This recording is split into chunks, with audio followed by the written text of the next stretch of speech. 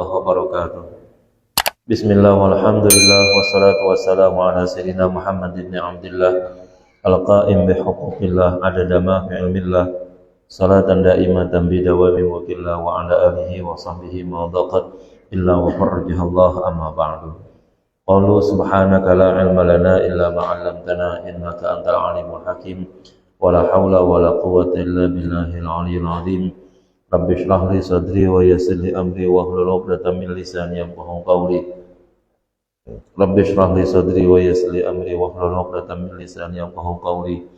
Rabbi shrah li sadri wa yassir li amri wa hlul 'uqdatam min lisani yafqahu qawli.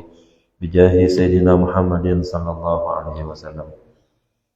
Ila hadratin nabiyil mustafa rasulillah sallallahu alaihi wasallam wa hadrati abaina wa ummahatina wa ajdadina wa jaddatina wa amamina wa amatina wa akhalina wa khalatina wa ikhwanina wa akhawatina wa qarabatina wa jiranina marhaba wa sana ilayna wa bil huquqi alayna wa li jami'i masyayikhina wa muallimina wa mudarrisina wa tullabina wa talabatina wa li jami'il muslimin wa muslimat wa mu'minin wa mu'minat wa nakhussu setelah hadrati Syekh Abdul Mu'ti Muhammad Nawawi bin Umar Jawi wa la hadrati Syekh Imam Al-Habib Sayyid Abdullah bin Al-Hasan bin Zahir bin Muhammad bin Hashim Ba'alawi. Syai'ulillahi lana wa lahumul Fatihah. Alhamdulillah. Iya.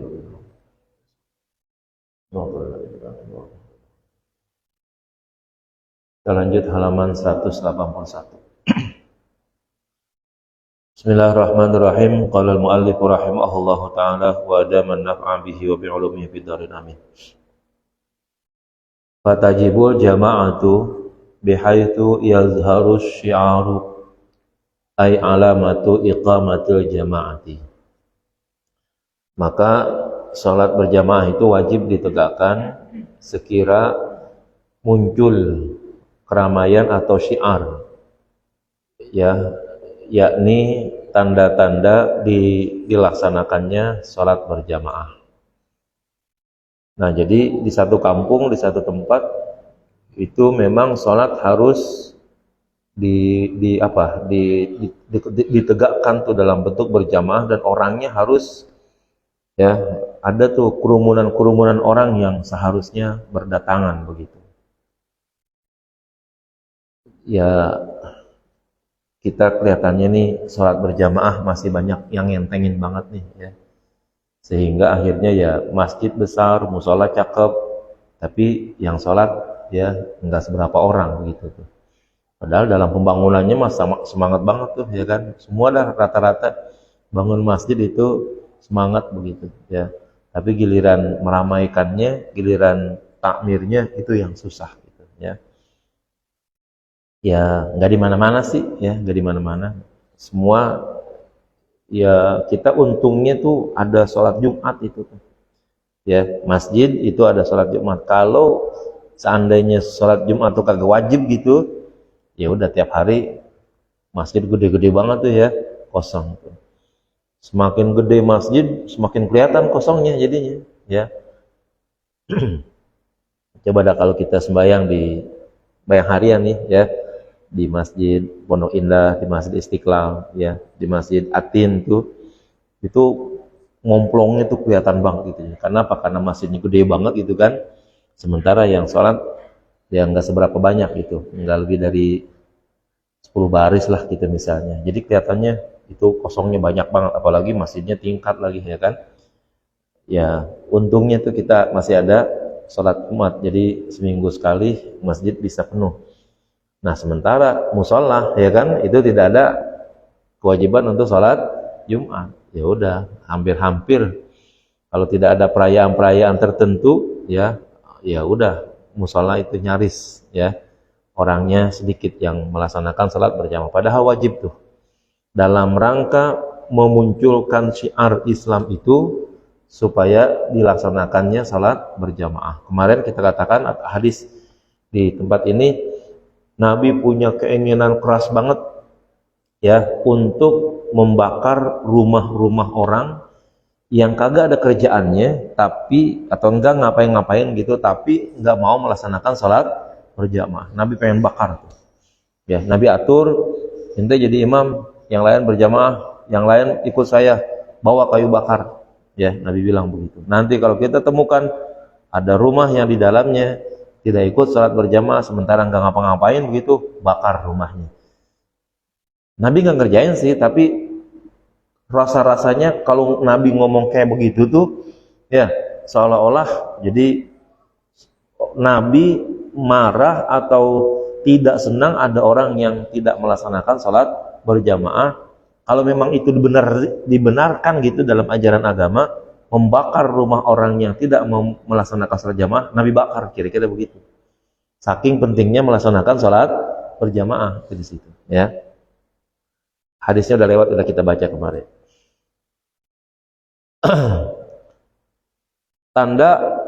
Tanda dilaksanakan salat berjamaah itu wahia fathul abwab, yaitu terbukanya pintu-pintu.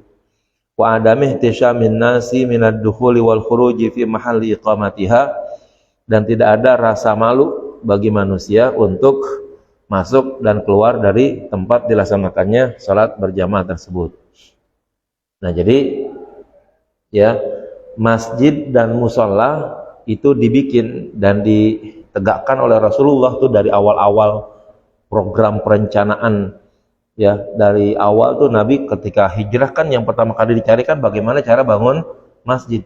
Itu tidak ada lain adalah bagaimana supaya kita melaksanakan salat berjamaah itu nggak ada rasa malu, nggak ada rasa takut, nggak ada rasa minder gitu, ya. Karena masuk masjid, masuk musola nyaman gitu, enak. Ya, jiwa dan perasaan kita tuh nggak merasa malu kalau masuk ke tempat seperti itu, seperti masjid dan musola. Bahkan semakin bagus, semakin besar masjid dan musola, rasa bangga kita ke dalam itu tuh jadi luar biasa sekali rasanya. Nah, itu yang diminta seperti itu. Maka kalau seandainya ada satu tempat di mana orang malu gitu masuk ke situ, di situ kemudian dibikin salat berjamaah, ya termasuk nggak boleh jadinya. Ya, orang menjadi malu kalau masuk ke situ. Wa huwa alladhi yashulu fihi al-huduru laha, ya, yaitu tempat di mana mudah untuk datang ke tempat tersebut. Wa in qasuratis salatu qabla mujawazatihi, sekalipun mungkin salat bisa dikosor sebelum melewati wilayah atau tempat tersebut. Tada qalahul Atiyah, yaitu sebagaimana yang dijelaskan oleh Ibnu Atiyah. Maka yang paling baik memang supaya salat berjamaah itu enak dikerjain, posisi masjid, posisi musola itu memang harus dipertimbangkan banget itu memang, ya. Jalannya, tempat parkirnya dan lain sebagainya itu penting untuk dipertimbangkan supaya orang yang datang ke situ memang enak begitu. Ada kan masjidnya gede tapi parkirannya kagak ada gitu. Sehingga orang pas lihat, ya di mana parkirnya nih, ya kan. Sementara jalanan itu jalan ramai semua begitu.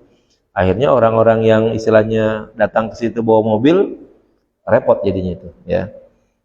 Khilafan Ibnu Hajar, berbeda dengan pendapat Ibnu Hajar, haitsu qala, di mana dia berkata, wala yakfi iqamatuha kharija mahallil iqamati, dan tidak cukup melaksanakan jamaah di luar tempat, ya, di luar tempat dilaksanakannya, fi mahallil la yajuzu iqamatul jum'ati fihi, pada satu tempat yang tidak boleh dilaksanakan salat Jumat di dalamnya.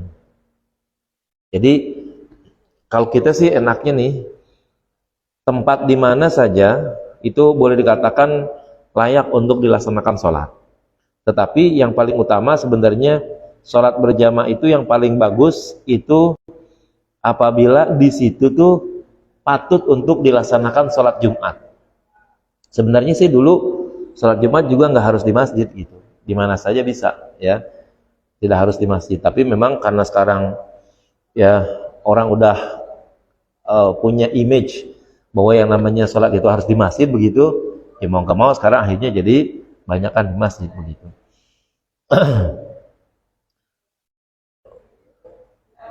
bahasa kita untuk nama musola atau apalah, langgar kali begitu dulu ya, nama-namanya itu dan lain sebagainya, itu menjadi bahasa yang salah sebenarnya kalau kita terapin begitu.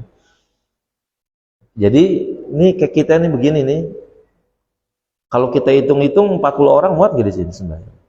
Lebih, ya kan? Nah, terus tempat ini semenjak awal dibangun itu rencananya untuk sholat atau untuk apa nih kita di sini? Kan pasti untuk sholat kan di sini. Tempat sujud namanya. Maka semua tempat yang semenjak dari awal perencanaannya adalah digunakan rencananya memang untuk sholat gitu, untuk sujud, itu namanya masjid, ya, bukan musola, bukan. Nah, musola itu apa jadinya? Ya, rumah. Perencanaannya bikin rumah, ya. Nah, di dalam sebagian bagian daripada rumah tersebut itu dibikin satu tempat untuk sholat, tuh namanya musola, gitu ya. Pasar, ya. Di perencanaan awalnya memang pasar, ya. Di situ buat orang dagang, gitu. Lalu di sebagian lokasi kecil di situ dipakai buat sholat, ya, maka itu namanya disebut dengan musola. Hotel atau apa segala macam dibangun besar, ya, lalu di satu titik, di satu tempat, di situ dibikin tempat sholat, itu namanya musola, itu begitu. Lapangan, ya, lapangan untuk bola apa dah, ya kan. Lalu untuk hari raya Idul Fitri, hari raya Idul Adha, atau sholat kusuf, ya, sholat minta hujan tuh, dibikin di situ. Tuh namanya lapangan tadi namanya disebut dengan musola. Kenapa? Perencanaan awalnya lapangan, tapi suatu saat dipakai buat sholat Idul Fitri atau Idul Adha. Nah, maka dinamakan dengan musola. Itu begitu. Kalau model kita nih kayak begini, dari engkong-engkong kita, dari sekecil-kecilnya musola dulu nih, emang rencananya buat sholat, ya, bukan untuk yang lain. Nggak ada dari kita kecil, dari sampai sekarang nggak ada orang dagang gitu, itu di tempat-tempat itu ada 2 orang, ya kan? Nggak ada yang dagang. Berarti kan ini bukan tempat dagang kalau begitu, ya. Tempat tidur, ya, kalau sekedar buat tidur mah, tidurnya kan pak sambil lewat paling-paling, ya. Nggak ada yang tiap hari tidur di sini begitu. Berarti ini bukan tempat tidur namanya.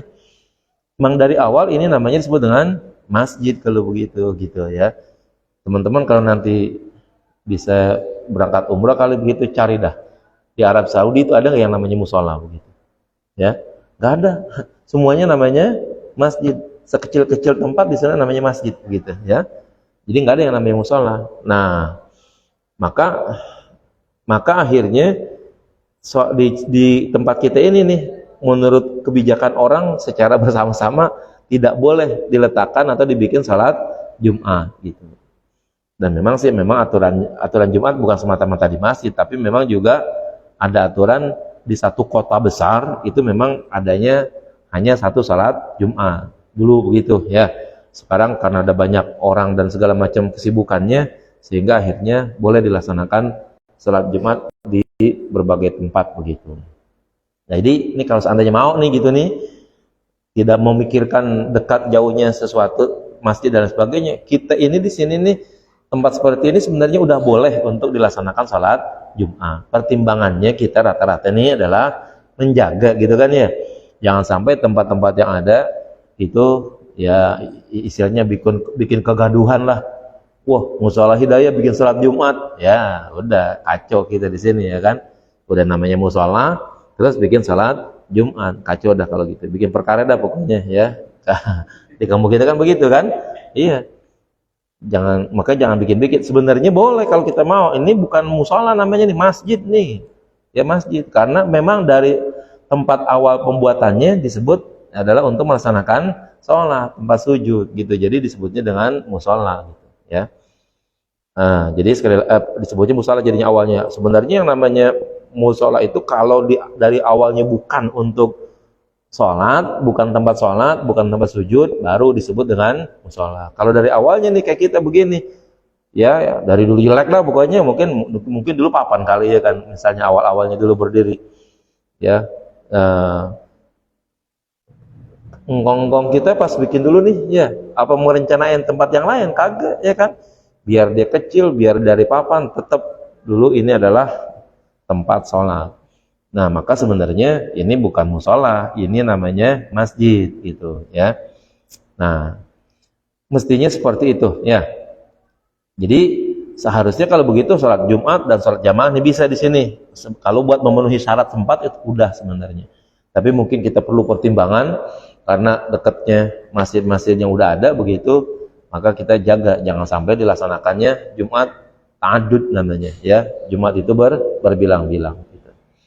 Kalau kita sih sini wah udah berbilang banget. Al-Hidayah sama Al-Ma'mur sejengkal.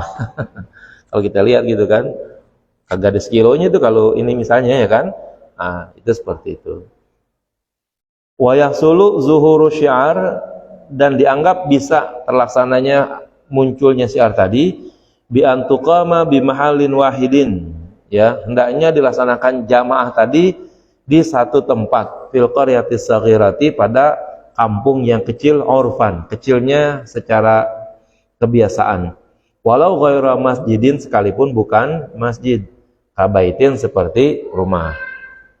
Nah, jadi sholat berjamaah itu udah dianggap bisa memunculkan syiar Islam ya, apabila dia dilaksanakan jamaah tadi di satu tempat di kampung yang kecil ya, sekalipun bukan di masjid, di rumah, di mana kayak begitu ya, di satu tempat pokoknya kelihatan tuh ada orang datang ya, bersama-sama berduyun-duyun untuk melaksanakan sholat tadi ya. Termasuk mungkin sekarang misalnya pada masa-masa jam-jam tertentu seperti maghrib, subuh dan lain sebagainya, sebelum melaksanakan sholat subuh, sebelum sholat maghrib ada pembacaan-pembacaan salawat dan sebagainya, yang itu memang sebenarnya bagian daripada syiar gitu. Orang kalau nggak mikir kayak begini nih, itu selalu ngomongnya jadi bid'ah melulu tuh, ya kan? Emang dulu Nabi waktu sebelum maghrib anak-anak kecil pada baca salawat sama Nabi dulu. Itu kan ngomongnya pasti begitu kan, ya kan? Pasti begitu. Nggak ada dulu anak kecil di zaman Nabi ya baca salawat di Masjid Nabawi. Iya mana ada dulu gitu ya kan. Anak-anak dulu kan beda pikiran sama sekarang. Suasana sekarang juga sudah beda. Ada Nabi mungkin syiarnya nggak perlu jamaah banyak-banyak. Tapi sekarang kalau seandainya kita di sini, ya syiar itu menjadi penting karena dia itu bagian daripada wasilah dilaksanakannya sholat berjamaah. Sholatnya wajib, berjamaahnya mendekati fardu kifayah katanya. Kan kemarin banyak ada berbagai macam pendapat tuh ya. Pokoknya paling tidak sunnah lah kalau begitu ya. Nah, maka yang menjadi wasilah syiarnya itu juga ditegakkannya acara apapun segala macam yang menjadi itu bagian daripada syiar, itu menjadi hukumnya sama dengan melaksanakan hukum utamanya begitu. Ya, kadang-kadang kan nggak boleh beda dikit dah sama zaman Nabi, cut langsung bid'ah, ya kan? Langsung dolalah, langsung finnar lah, ngeramain musola, baca selawat, tapi tiba-tiba hukumnya adalah finnar. Bagaimana yang berzina kalau begitu, ya kan? Jadi jangan selalu hal-hal yang sedemikian itu patokannya di zaman Nabi anak kecil kagak ada yang baca selawat. Ya susah kalau begitu ya kan. Wa fi mahallin muta'addidatin, dan pada tempat yang berbeda-beda atau banyak tempat, fil kabirati, pada kampung atau kota yang besar, walau ghaira masajid, sekalipun juga bukan masjid. Jadi boleh dilaksanakan sholat berjamaah ya. Untuk kota yang besar atau kampung yang besar dipersilakan untuk bikin banyak tempat ya.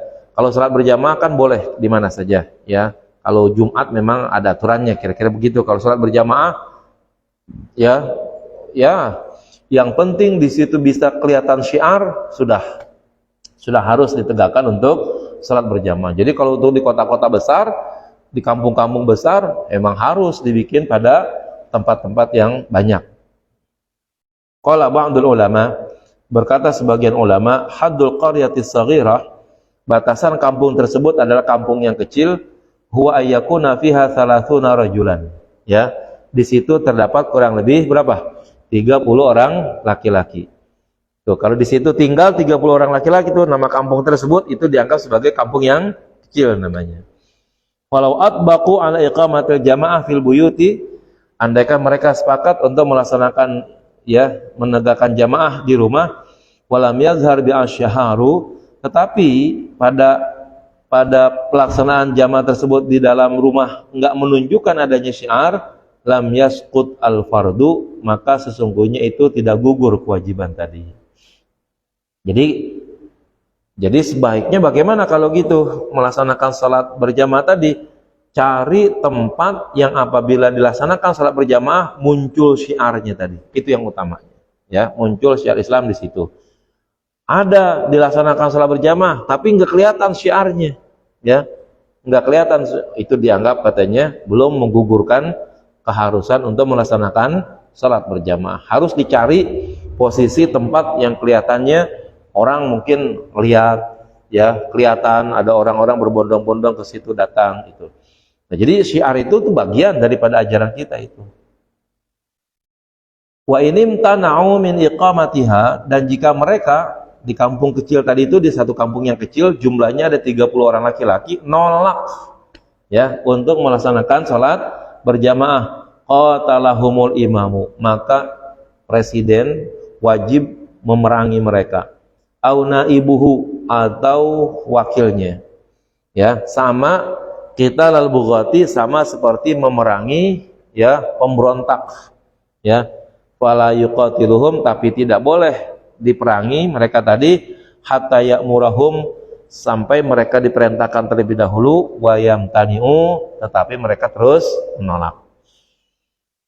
Artinya apa kalau begitu? Di satu tempat ada nih banyak orang, ya di situ tidak melaksanakan salat berjamaah. Lalu ketika misalnya pemerintah, ya apakah misalnya lurah ngomong kalau bisa di sini bikin jamaah, ya lalu di kampung tersebut yang jumlahnya 30 orang tadi itu sepakat nggak boleh melaksanakan jamaah, bayang diri aja. Pemerintahnya di waktu itu tuh, kalau itu adalah pemerintahan Islam, sudah boleh memerangi mereka karena mereka menolak salat berjamaah, ya maka mereka sudah dianggap sebagai pemberontak namanya, ya wajib untuk diperangi. Tapi ya dengan syarat harus ada perintah terlebih dahulu, ya kepada pimpinan kampung, kirimin surat, ya tolong ya di sini harus dilaksanakan salat berjamaah sekali. Enggak dikerjain, kirim lagi sekali, enggak dikerjain, kirim lagi sampai 3 kali, ya lalu temukan orangnya, ini mau nggak melaksanakan salat jamaah, masih ogah juga, udah hajar dah kalau begitu, ya karena dengan demikian mereka sudah dinilai sebagai pemberontak namanya. Far'un, cabang masalah. Lil imami sifatun mustahabbatun wa sifatun masyrutatun. Ya, bagi imam itu harus memiliki beberapa sifat yang dianggap baik dan sifat yang memang menjadi syarat. Ya, sifat mustahabbah, alangkah baiknya kalau ini orangnya yang memenuhi sifat-sifat mustahabbah. Kalau sifat masyrutoh memang harus ya memenuhi kriteria tersebut, nggak boleh ditinggalkan begitu. Fal mustahabbatu, ya yang dianggap disukai, ya atau yang dianggap sebagai sunnah, sittatun, ya ada 6 sifat-sifat yang dianggap sebagai sesuatu yang dianggap baik, yang dicintai untuk jadi imam, itu 6. Wahya al-fiqhu, yang pertama adalah orang yang mengerti dalam bidang ilmu fikih. Wal qiraatu, yang kedua orang yang bacaannya benar, yang bacaannya enak. Wal wara'u, dan yang ketiga adalah orang yang wara', yaitu orang yang bisa menjaga diri dari hal-hal yang dianggap buruk, ya dianggap tidak pantas. Kalau udah jadi imam nih, di mana saja dah musola tuh, misalnya di masjid tuh, yang namanya orang tersebut jalan keluar pakai celana pendek, ya itu udah nggak warak tuh, udah nggak boleh. Biar dia ahli fikih, biar dia ahli qiraat, tapi kalau kemana-mana keluyuran gitu pakai celana pendek, udah gugur tuh dia, ya pinter tapi waroknya nggak ada gitu, ya nah itu tidak diperkenankan untuk jadi imam. Ini malah ini yang penting karena ini yang kelihatan secara zahir, ya. Kalau orang kelihatan ilmu fikihnya bahwa dia adalah ahli ilmu fikih dari mananya? Nggak ada, ya. Kecuali memang dia bisa menjelaskan di satu tempat tentang ilmu fikih, baru di situ kelihatannya. Tetapi waro itu bisa dilihat dari bagaimana dia berada di luar rumah, ya. Berpakaiannya yang menutup aurat dan lain sebagainya. Nah, itu termasuk. Yang kedua lebih tinggi daripada itu adalah upaya menjaga diri dari hal-hal yang haram, makanan, ya, perbuatan, itu masuk dalam kategori wara tuh. Wasinnu, ya, dan segi usia. Artinya kalau ada imam ahli fikih iya, qiraah iya, wara iya, tapi yang satu muda, yang satu tua, pilih yang tuanya. Wan nasab, ya, keturunannya harus dicari keturunan yang baik, ya. Kalau memang itu dianggap, ya, apa namanya, penting untuk dilihat. Wah, ini salah satu diantaranya, misalnya dia anak orang baik, ya, turunan kiai kali misalnya begitu dan lain sebagainya. Lebih diutamakan daripada yang tidak. Tapi itu udah menjadi syarat yang berikutnya begitu mustahabahnya. Wal hijratu, dan dari segi hijrah, artinya keberadaan dia di kampung tersebut yang semakin paham dan semakin lama ada di situ, itu dia yang harus jadi imam, ya. Berarti kalau gitu kan kemungkinan dari segi tua itu lebih memungkinkan orang tersebut lebih lama tinggal di kampung tersebut. Artinya seandainya di kampung ini ada orang pendatang nih, ya kan, hati-hati nih pendatang. Ada orang pendatang, dari segi fikih iya, dari segi qiraat iya, dari segi wara iya, dari segi usia iya banget, dari segi nasab juga iya gitu. Tapi dia pendatang. Ya, berarti dia kemungkinan besar nggak tahu tuh sejarah kampung ini, budaya kampung ini. Ada orang yang sama dengan dia, tapi dia lebih lama tinggal berada di sini, maka itu yang pendatang dibelakangin. Ya, harus digeser, ya. Jangan dia yang jadi imam, tapi orang yang berada di sini yang lebih memahami situasi dan kondisi yang ada di sini. Ini kan nanti kalau sifatnya semakin tinggi ke negara, ini kita bisa nilai sebagai tingkat nasionalisme ini namanya. Ya. Orang kalau tingkatnya nasional gitu, ya, orang asli Indonesia, ya, itu jauh lebih baik jadi imam di Indonesia daripada orang luar negeri yang baru sampai 2-3 hari di sini untuk kemudian akhirnya jadi imam. Sekalipun dari segi fikih, qiraah, wara, sin, ya, umur dan nasab mereka juga bagusnya. Ya, sama-sama bagusnya begitu. Tapi kalau dia baru sampai ke sini, sebaiknya jangan, ya. Harusnya orang sini, ya, yang lebih lama tinggal di sini untuk kemudian jadi imam di sini. Itu udah nggak bisa tawar-tawar tuh, ya. Syarat yang dianggap bagus itulah yang seperti itu. Fa yuqaddamul afqah, ya. Maka dikedepankan, lebih didahulukan orang yang lebih faqih. Wa ilam yahfaz, sekalipun dia bukan hafiz, ya, bukan tidak banyak menghafal siwal Fatihah selain surat Al-Fatihah.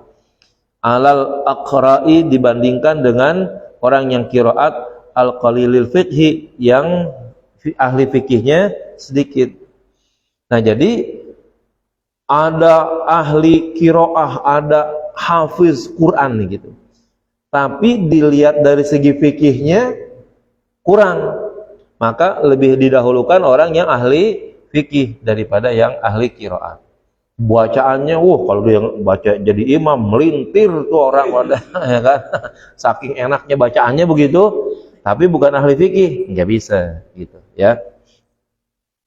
Kalau sekarang saya melihat, ya, imam itu tuh yang dipakai adalah yang ahli qiraat intinya, bukan yang fikih. Emang kenyataan sih orang ahli fikih suaranya sember semua dah pokoknya, iya kan. Yang ngerti fikih tuh suaranya belepetan semua dah, ya kan. Otomatis sebenarnya orang yang ahli fikih itu sebenarnya juga ngerti itu tajwid gitu. Tapi orang yang ngerti tajwid, yang ngerti qiraat kan belum tentu ngaji fikih gitu kan. Jadi orang yang ahli qiraat cuman pinter ngajinya doang gitu, tapi belum tentu, ya, dia ahli dalam bidang fikih gitu.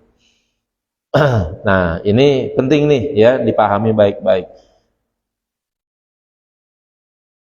Ya, mohon maaf kalau kita ngelihat Habib Umar tuh ya, kalau dari segi bacaan gitu tuh nggak seenak yang lain gitu.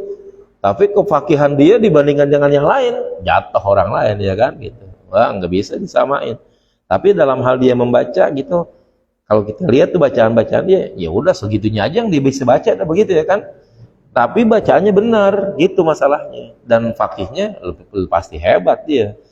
Nah, maka dia lebih patut jadi imam dibandingkan dengan ahli kiroat yang memang ngajinya sangat luar biasa bagusnya, tapi bukan ahli fikih, begitu. Nah, di sini katakan, walaupun yang ahli fikih itu ngapalnya cuman Fatihah doang tuh, disuruh baca kulhu dia kagak ngerti dah, misalnya begitu kan. Tapi kagak mungkin sih ya kan. Apalannya sedikit lah misalnya begitu, dibandingkan dengan yang ahli Quran, yang ahli membaca Al-Quran dengan baik gitu ya. Maka dikedepankan orangnya ahli fikih daripada yang sekedar ahli kiroah begitu. Wal muradu bil aqra'i, dan yang dimaksud dengan ahli kiroat adalah man yahfazul Quran, yaitu orang yang hafal Quran. Hafiz Quran, sekali lagi, yang ngerti bacaan Quran, yang mungkin bacaannya enak juga termasuk tuh qurra juga tuh namanya ya. Tapi sekali lagi belum tentu dia adalah ahli fikih gitu ya. Wasahhaha Subuki, dan Imam Subuki mentashihkan annal muradu bihi, ya, yang dimaksud dengan qurra tadi itu al asahhu qiraatan, orang yang paling baik bacaannya, ai al ajwadu, yaitu yang paling bagus takdiatan di dalam penerapan bacaannya. Afada dzalika ar-Ramli, demikian dijelaskan oleh Imam Ar-Ramli ya. Jadi orang masuk dalam kategori qurra atau ahli qiraah gitu, itu yang memang mampu untuk membaca Al-Qur'an dengan aturan-aturan yang baik, aturan tajwid yang benar. Nah, itu masuk di dalam kategori qurra. Tapi sekali lagi, dia belum tentu faqih, ya, belum tentu faqih gitu. Ya, kalau faqih tentu belum tentu juga bacanya enak gitu. Nah, itu bedanya di situ aja kalau begitu. Tapi sekarang kelihatannya orang ya memilih qari sebagai imam ya daripada ahli fikih. Padahal salah tuh kalau begitu ya. Lebih baik memilih imam yang ahli fikih daripada yang ahli qiraat begitu. Walaupun dulu katanya sih yang dimaksud dengan qurra itu adalah ahli fikih juga.